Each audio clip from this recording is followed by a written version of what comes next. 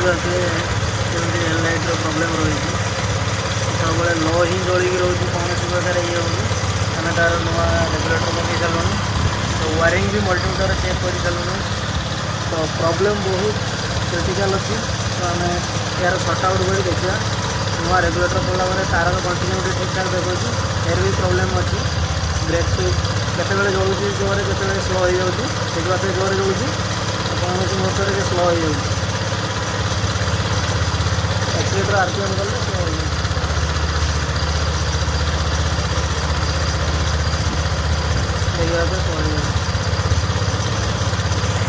High सांग मैंने आज आपन को नुआ वीडियो रे स्वागत। तो वीडियो बनवार कारण हूँ ये वीडियो रे आपन को गोटे भल जिनस जाना मिल। तो ये हूँ XL100 DS3 model light on off switch battery system T किसी ना तो ये सिस्टम तो यार प्रॉब्लम थिला गाड़ी लाइट पूरा डिम रहिबो तो आम तार रेगुलेटर पकईलु तो यार कॉम्बिनेशन रोचे यार प्रॉब्लम एमती थिला जे रेगुलेटर पकेला पर भी लाइट डिम ही रहिला तो लाइट कौन से प्रकार ये ना आप जलाई आमको देखते तो ये देखिए लाइट्र गति भल अच्छी तो आम प्रोब्लेमटा पाइलु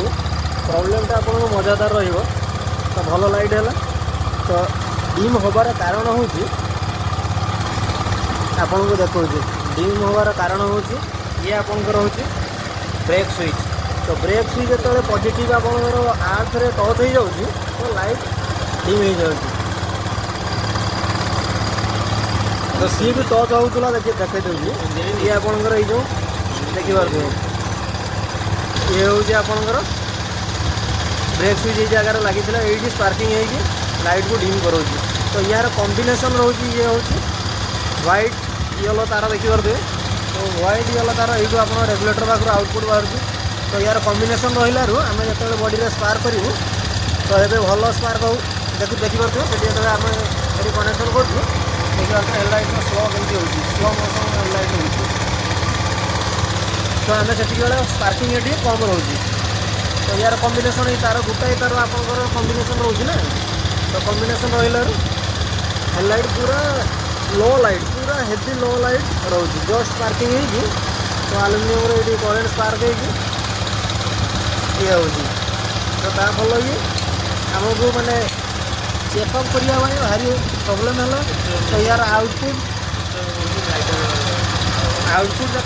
बाहर आउटपुट लो बाहर बिना स्टार्ट आप चेक करें तो स्टार्टिंग रे आप बिना स्टार्ट रे करेन्ट ठीक देखा यहाँ कनेक्शन जो खुली जाऊँगी तो आम जो कनेक्शन दूँ एठू जो आम चेकअप करूँ तो सागे सागे स्पार्किंग कमी जाऊँगी एवं स्पार्किंग भल रोचे आम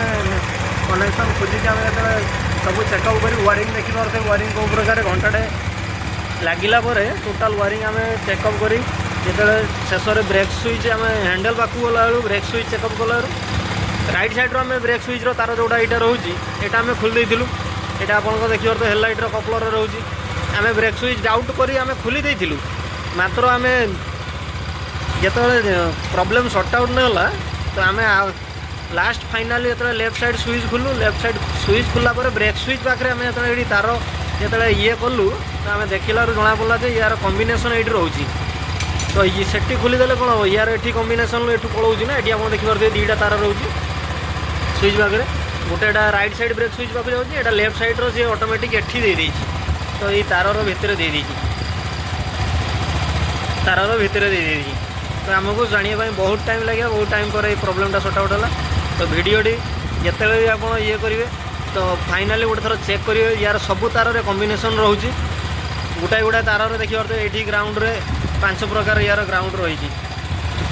इे से छंदा छंदी थाए तो वायरिंग भल भाव चेकअप कर पकेबे तो आम कन्फ्यूज तो रेगुलेटर पकईदेलु तो रेगुलेटर पकड़ा पड़ो कस्टमर तो आनी पकईदे नुआ रेगुलेटर तो जहाँ भी हो थैंक यू सो मच वीडियोटी शेष पर्यंत देखी वीडियोटी केमती लगे निश्चित जनइबे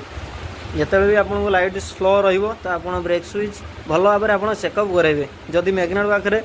आउटपुट यहाँ खोलीदे स्टार्ट हो ना तो स्टार्ट न होबार कारण हूँ यार ये चाबी पाखु करेन्ट जाऊँगी स्टार्ट हम ना आपको चेक करने भी असुविधा हे आप डायरेक्ट स्पार्क कर चेक करेंगे स्पार्किंग जब भल हो तो बेझिझक आप ब्रेक स्विच वायरिंग भल भाव में चेकअप करेंगे तो जहाँ भी हो भिडटी शेष पर्यटन देखिए धन्यवाद। तो भिडटी प्लीज सब्सक्राइब करदे। रोच नमस्कार।